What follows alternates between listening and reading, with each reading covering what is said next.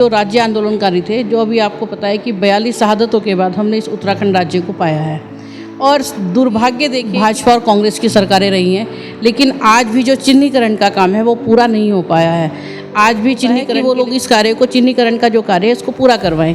लेकिन अभी हरिद्वार जिले की आप बात देखिए कि यहाँ पे आज भी जो चिन्हीकरण का कार्य है वो नहीं हो पाया है। कि जब उत्तराखंड राज्य के लिए जब संघर्ष हुआ तो आप देखिए कि सरकारी डिपार्टमेंट से लेके जो हम आम आदमी है, गाँव से महिलाएँ हैं, बच्चे हैं, युवा हैं, सब लोग घर से बाहर निकले और संघर्ष किया। और यहाँ तक कि आपको पता है उत्तराखंड क्रांति दल, उनके पास फाइनेंस की सुविधा उपलब्ध नहीं है।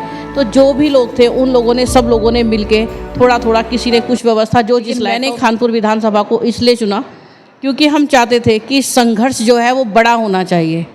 तो हमें अपनी लाइन जो है वो बड़ी करनी है। जो हमारे, देखिए, वो भले ही मंजे हुए खिलाड़ी होंगे और निश्चित तौर पर वो साधन संपन्न व्यक्ति हैं। साधन संपन्न व्यक्ति क्या है, कहने का मतलब ये।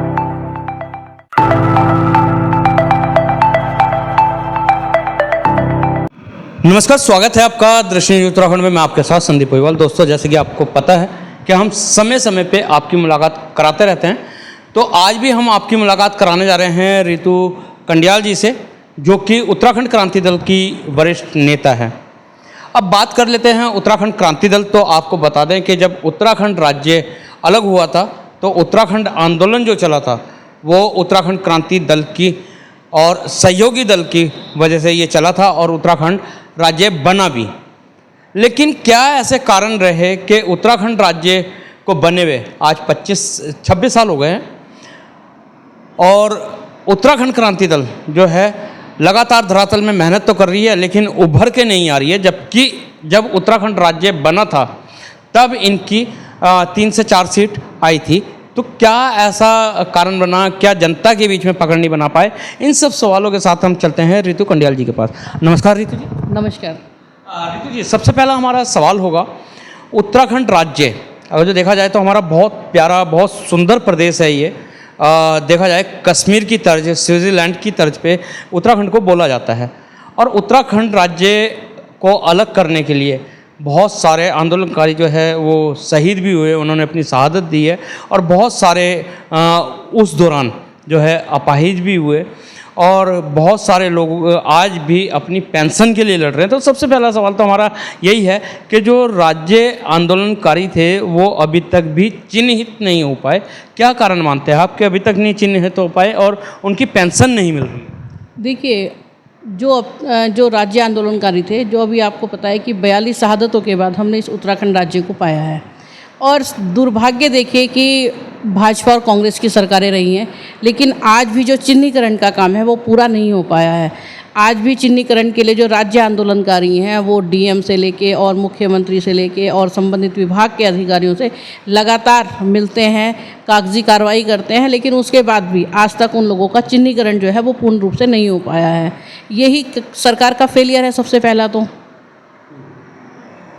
फेलियर अगर जो कहा जाए तो सरकार जो मुखिया होता है उससे लिस्ट मांगती है, तो कहीं ना कहीं लिस्ट प्रोवाइड कराने में भी तो कहीं कमी देखी गई होगी ना, तभी तो जो है सरकार उसको नहीं पूरा कर पा।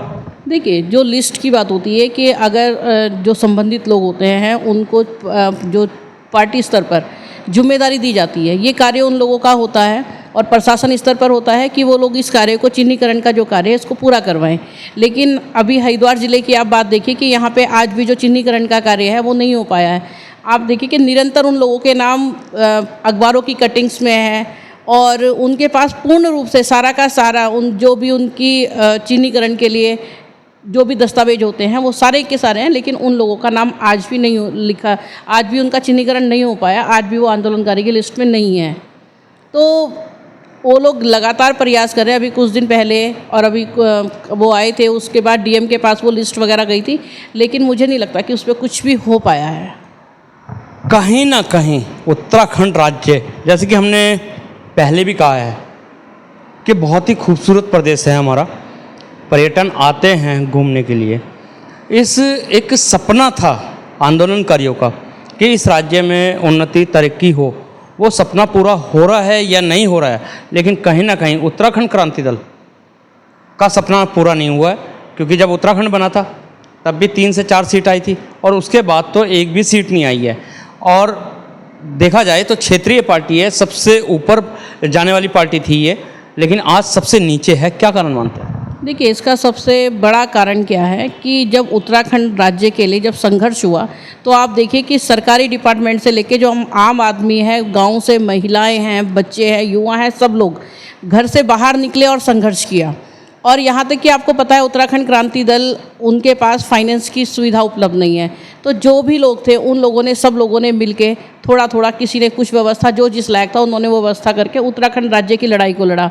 उन्होंने भूखे प्यासे रहकर भी वो घर नहीं गए और वो लगातार उस लड़ाई को लड़ते रहे। और आप देखिए कि 1994 में जब मुजफ्फरनगर दंगा हुआ और गोलीकांड हुआ तो उस समय भी वहाँ से लोग विचलित नहीं हुए, कुछ ने कुर्बानियाँ दी हैं, कुछ लोग अपाहिज हुए हैं और आज भी कुछ लोग ऐसे हैं कि जिनका चिन्हीकरण तक नहीं हो पाया है।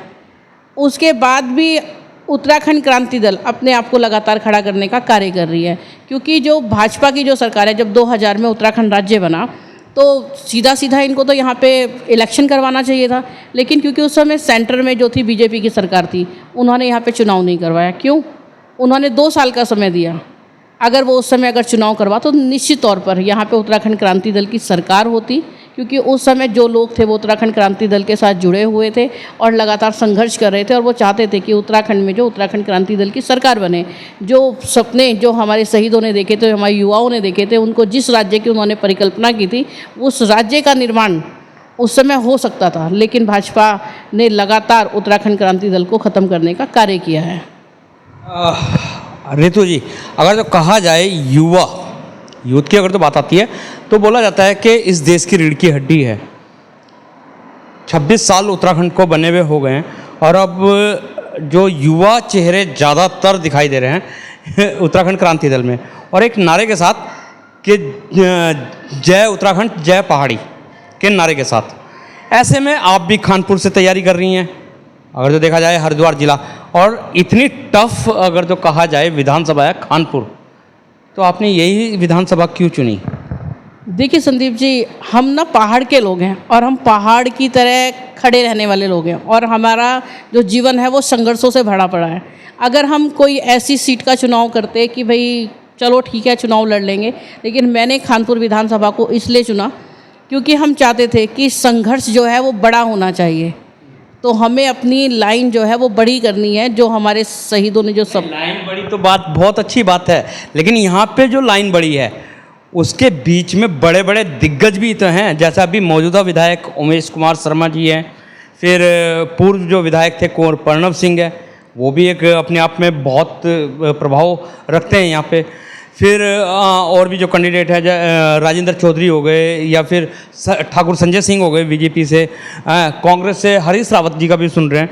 तो मतलब बहुत बड़े और दिग्गज और मंजे भी खिलाड़ी अगर जो बोला जाए तो मैं समझता हूँ कि कोई गुरेज नहीं है इसमें, और आप अभी यंग हैं। देखिए, वो भले ही मंजे हुए खिलाड़ी होंगे और निश्चित तौर पर वो साधन संपन्न व्यक्ति हैं। साधन संपन्न व्यक्ति क्या है, कहने का मतलब यह है कि उनके पास पैसों का इतना भार वो है कि वो दिन रात, आप ये देखिए कि जब वो लोग चलते हैं तो उनके पीछे गाड़ियों का काफिला होता है। लेकिन मैं ये कहती हूँ कि एक आम व्यक्ति जब वो सड़कों पर निकलता है, अभी आपने देखा होगा कि तमिलनाडु में चुनाव हुए और आप ये देखिए कि एक महिला, मुस्लिम महिला थी और उसके पास ना गाड़ी थी, ना एक्टिवा थी, ना कुछ थी, उसने घर घर अपने पर्चे स्वयं बांटे और आज की डेट में वो विधायक है। तो जनता जो है वो ये देखती है कि उसका प्रतिनिधित्व करने वाला व्यक्ति कैसा है। और दूसरी बात ये, मैंने 25 साल राजनीति की है। मैं ये नहीं कि मैं आज घर से निकल के और आप लोगों के बीच में पहुंच गई, मैंने 25 साल कांग्रेस की राजनीति की है। मैं सामाजिक सेवाओं में लगातार एक्टिव रहती हूं और हमने चुनाव लड़े नहीं है, लेकिन लड़वाए बहुत हैं, चाहे वो लोकसभा चुनाव, विधानसभा चुनाव हो। मैं अलग अलग स्टेट में प्रभारी भी रही हूँ, तो हमें चुनाव लड़वाने का बड़ा अच्छा अनुभव है और अब वो अनुभव हमारा अपने लिए काम आएगा। अगर कानपुर सीट से आप चुनाव लड़ने का मन बना ही चुके हैं और लड़ेंगे भी, किसके सामने अपने को मानते हैं? एक टक्कर होती है ना, तो किससे टक्कर मानते हैं? देखिए, टक्कर कुछ नहीं होती, हम तो सिर्फ अपनी तैयारी करेंगे और जनता जो जनार्दन है वो हमें जिताने का काम करेगी। जितनों को भी आप मान रहे टक्कर में, उमेश कुमार जी हुए, चाहे वो कुंवर प्रणव सिंह हुए, आप उनकी जो लड़ाई है वो जग जाहिर है। तो ये लोग तो आपस में ही लड़ते रहेंगे, और वो कहते हैं ना, दो लोग आपस में लड़ते हैं और रोटी कोई और लेके चल दिया, तो इनकी कहानी कुछ ऐसे होने वाली है इस विधानसभा चुनाव में। अच्छा, बात आई थी अभी सपनों की, तो युवाओं के सपने बहुत सारे होते हैं और बहुत प्लानिंग भी करता है युवा। उत्तराखंड क्रांति दल में अगर जो देखा जाए तो सारे युवा चेहरा ही हैं, जैसे अभी रितु कंडियाल जी जो हमारे सामने ही हैं, आशीष नेगी जी हैं, उधर बड़तवाल जी हैं, बहुत सारे ऐसे नेता हैं जो युवा हैं। क्या सोच है इन युवाओं की, किस तरीके से ये अपने प्रदेश को देखते हैं आप लोग? देखिए, जो हम पहाड़ के जो युवा हैं, देखिए सबसे पहली बात यह है कि पहाड़ के जो युवा हैं उनको पहाड़ में ही रोज़गार नहीं मिलता। क्यों? क्योंकि वहाँ संसाधनों की कमी है, वहाँ पे इंडस्ट्रीज़ नहीं है। आप ये देखिए कि स्वास्थ्य की व्यवस्थाएं वहाँ पे नहीं है। आप जाइए गांव के, क्योंकि हम लोग पहाड़ पृष्ठभूमि से बिलोंग करते हैं, क्योंकि मेरे फादर यहाँ रुड़की IIT में जॉब करते, तो मेरा जन्म स्थल भी रुड़की है। तो लेकिन जब हम देखते हैं कि वहाँ पे ना स्वास्थ्य की सुविधा है, बच्चियाँ जो हैं कई किलोमीटर का दायरा सफ़र तय करके उसके बाद कई किलोमीटर पैदल चलने के बाद वो स्कूल जाती हैं। तो हमारा सपना यही है, हमारी जो यंग जनरेशन है वो चाहती है कि जो चीज़ हमारे पूर्वजों ने झेली है वो हमारी आगे आने वाली पीढ़ियों को ना झेलनी पड़े। हमारे पहाड़ में युवाओं के लिए रोज़गार भी हो, हमारे यहाँ शिक्षा की व्यवस्था हो, हमारे यहाँ स्वास्थ्य की व्यवस्था हो, और हमारे यहाँ हम ये चाहते हैं कि जो खेती जो बंजर पड़ी है, जिसको आज की डेट देखें, क्योंकि पहाड़ों में जंगली जानवरों का प्रकोप इतना है कि अगर वहाँ के लोग खेती करते हैं तो जंगली जानवर जो है उस खेती को बर्बाद कर देते हैं। ठीक है, तो हमारा यह है कि हम उस जंगली जानवरों के ऊपर कुछ इस तरह की स्कीम बनाएंगे कि जिससे उन पर कंट्रोल किया जाए, ताकि पहाड़ में जो जैविक खेती होती है उसको वहाँ के लोग कर सकते हों, और फिर जो पहाड़ का जो फूड होता है उसको हम लोग बाज़ार में लोगों को बेचने के लिए उनको प्रेरित करें। और बहुत सारी स्कीम्स हमने सोची है, जैसे पहाड़ का जो पानी होता है, पहाड़ का पानी निरंतर जो है बहता जा रहा है, बहते बहते बहते वो बर्बाद हो जाता है। लेकिन हम लोगों की ये है कि अगर जो पहाड़ का पानी है, तो अगर उत्तराखंड क्रांति दल की सरकार यहाँ पे बनती है तो हम इस पहाड़ के पानी का ही इस्तेमाल करके यहाँ पर जो युवाओं को प्लांट्स वगैरह लगाने के लिए हम लोग उनको सुझाव देंगे, और इस कड़ी में हम कदम भी उठाएंगे। और जो पहाड़ में जो युवा हैं हमारे, उन लोगों को रोज़गार के हम संसाधन भी उनके लिए प्रोवाइड करवाएंगे, ताकि जो पहाड़ का युवा है, जो पहाड़ का जो जवानी है, वो पहाड़ के ही काम आए। चलते चलते एक लास्ट सवाल रितु जी, एक बहुत बड़ा कहा जाए तो खाई है प्लेन और पहाड़ की, जो कि लोगों के दिमाग में भी है कि पहाड़ के जो लोग हैं वो पहाड़ की तरफ सोचते हैं और प्लेन के जो लोग हैं वो प्लेन की तरफ सोचते हैं। इस खाई को कैसे भरेंगे, कैसे ये अंतर ख़त्म करेंगे पहाड़ और प्लेन का? देखिए, आप कह रहे हो प्लेन और पहाड़ की खाई, मुझे तो नहीं लगता। आप हम पहाड़ में जाते हैं, हम देखते हैं वहाँ सड़कें नहीं हैं। अभी जैसे मैं खानपुर विधानसभा में लगातार मैं लोगों के संपर्क कर रही हूँ, तो हम देखते हैं जो मुख्य सड़कें हैं वो हैं, लेकिन गांव के अंदर सड़कें नहीं हैं।